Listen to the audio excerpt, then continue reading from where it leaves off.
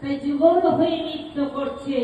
যুগল হয়ে নৃত্য করিতে করিতে যেদিকে যাচ্ছে আমার গোবিন্দের বদনখানি ঘামিয়া গেছে।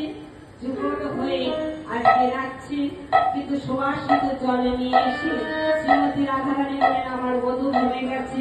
আমার বধূ যখন ঘেমে গেছে তখন আর নৃত্যের প্রয়োজন নেই।